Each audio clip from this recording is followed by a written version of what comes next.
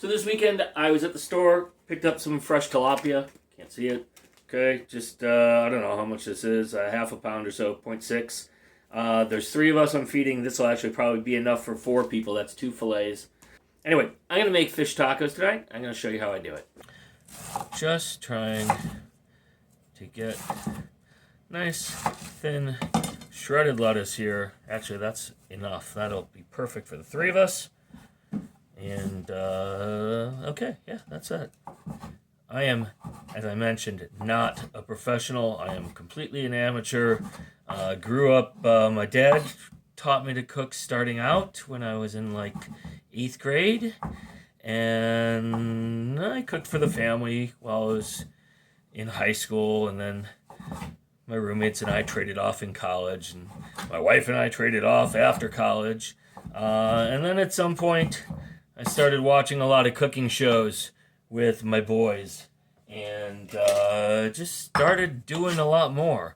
So anyway, chopped tomatoes, because you can't do tacos without some tomatoes. Actually, you can, but that's what we're going to do here. And I'm going to show you how to make, next, I'm going to show you how to make my cilantro, lemon cilantro aioli to go with the fish tacos. All right, so the lemon sauce is really simple, and you guys are probably going to hate me because I don't measure things usually. Everything I do is to taste, although I will try when I can to give you some measurements. You don't need a lot of this sauce. You don't need a lot on each taco. Probably a couple teaspoons, maybe a tablespoon on each taco.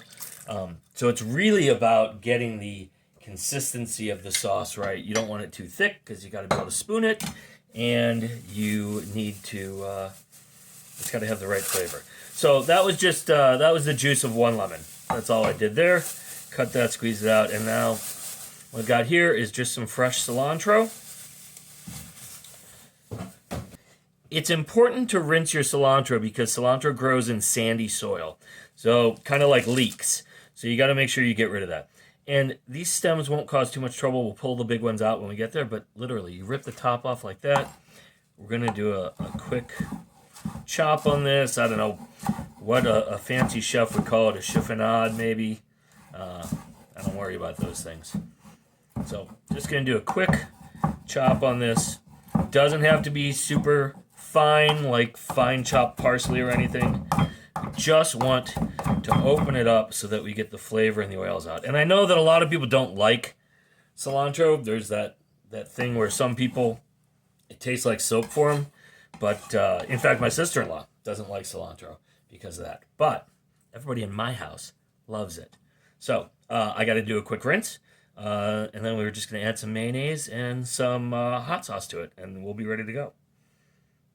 So now we're just going to add some mayonnaise here. I'm using 2 spoons so that I can keep one clean in case I have to go back into the mayonnaise multiple times. I will never, ever use a mayonnaise other than Hellmann's. Other mayonnaises are just icky. And this is, I like to use Cholula sauce for this. So my wife doesn't like it very spicy, so I'm only going to add a little bit there. And again, you're doing this to taste. Cooking, I know people want to follow a recipe because they think it's easier measuring everything out. Honestly, in my opinion, it's not. Because you don't know what anything's going to taste like. And you kind of have to build those flavors up. So this is already, I can tell this is a little bit, actually, consistency's not too bad on that. But I might add a little bit more Cholula. Let's see. Ooh, that's good. I'm going to add just a touch more here.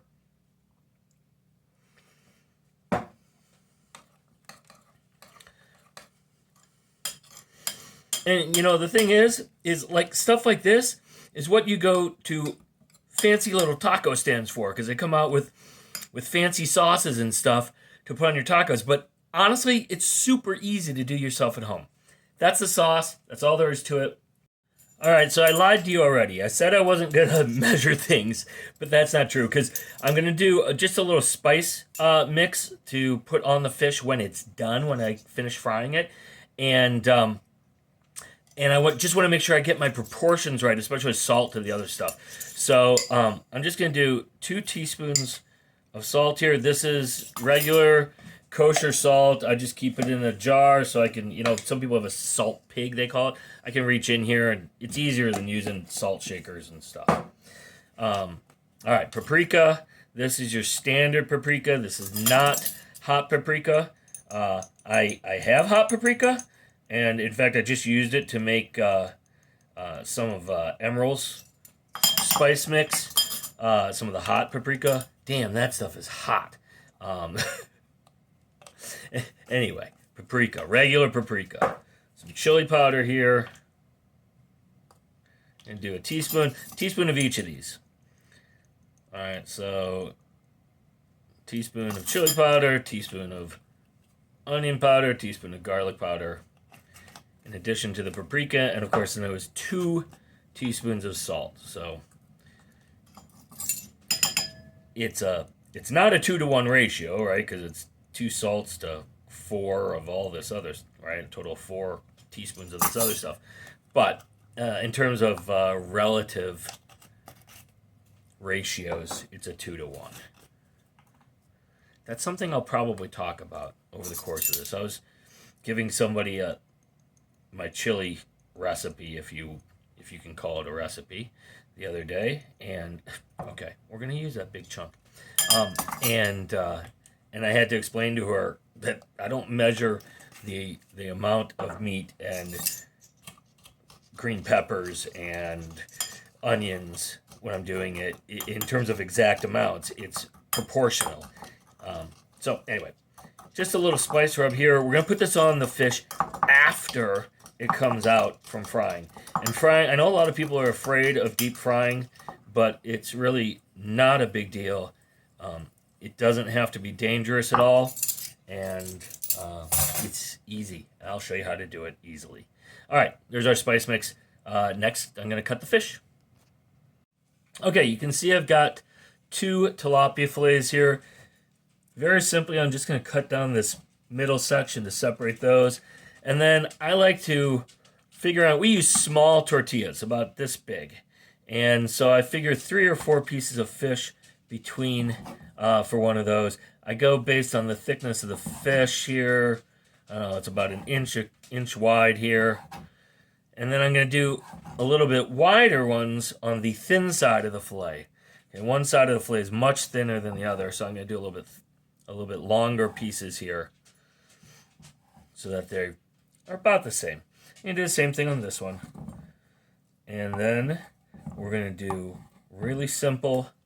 I don't like how this looks on the end. I'm going to cut that off. Don't be afraid to get rid of stuff if you don't like it, people. Get off of me. All right.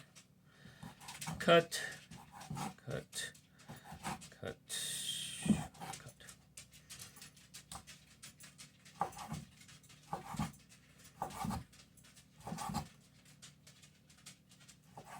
All right, so it's all cut up, not caught up, cut up. All I'm going to do now is I'm going to put it in a little Ziploc with a tablespoon or 2 of flour. I'll show you that, and give it a quick dusting, and then it's going to go into the fryer. That's it.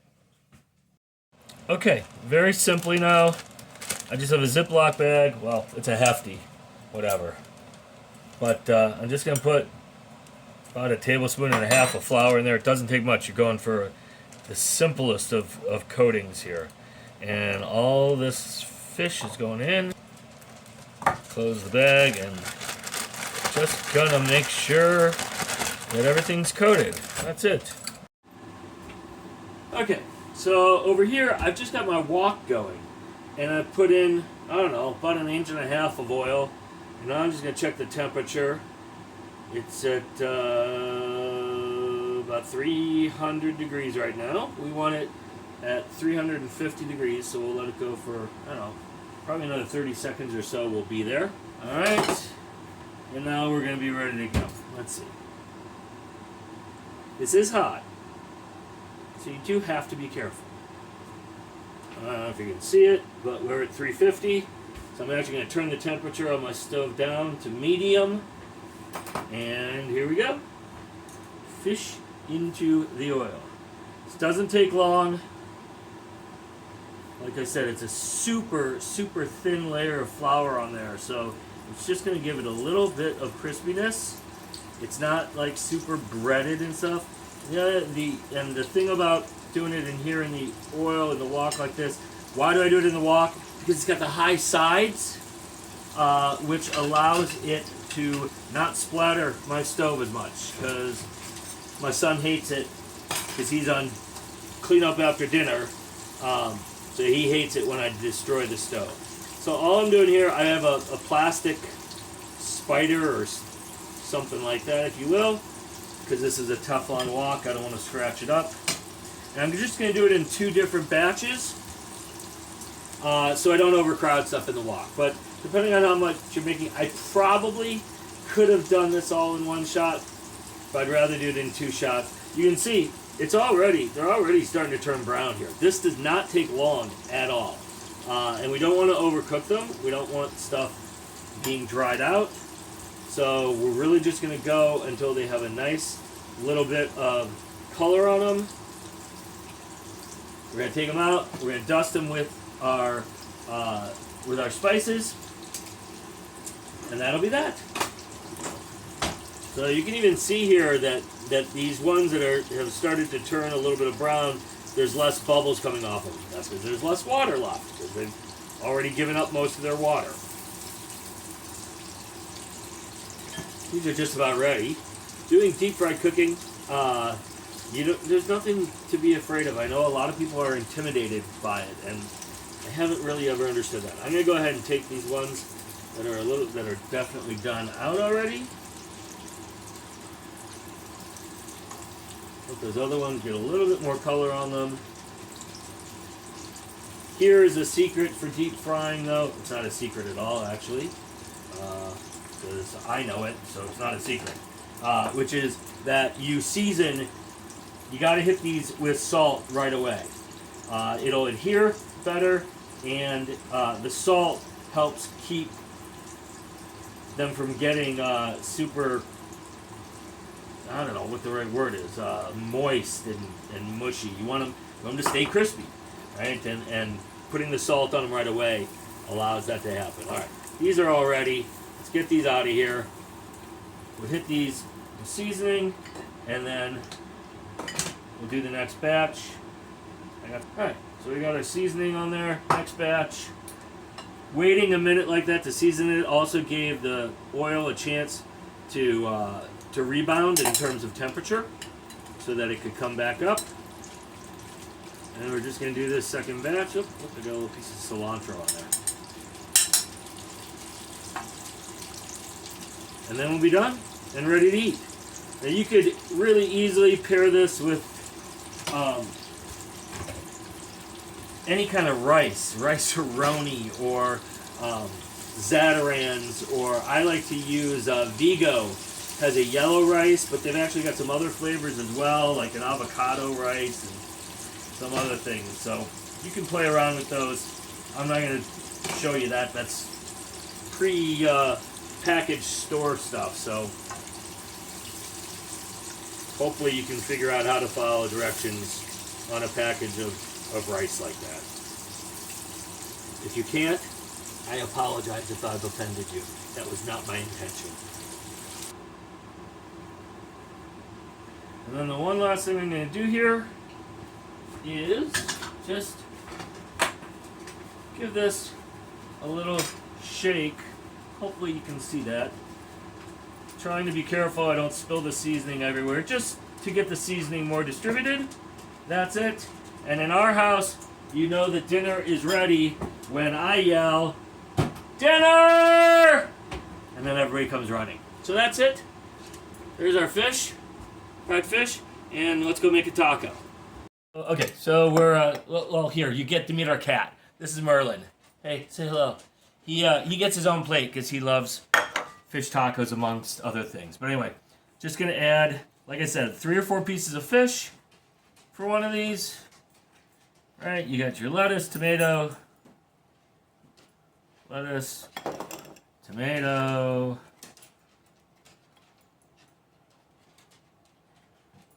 Okay.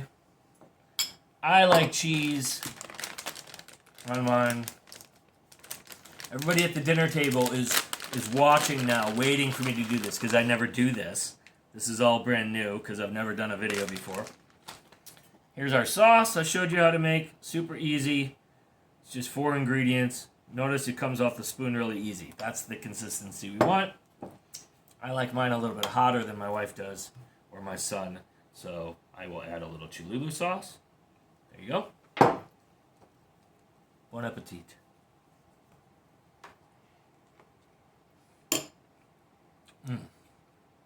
That was really good. Alright, that's the video. Thank you. I hope you enjoyed it. Bye.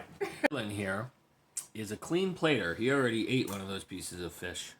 Ow! He wants more. I'm going to cut him some more. If you enjoyed this video, please click the like button. To make sure you don't miss new Sandi Cooks videos, subscribe to this channel.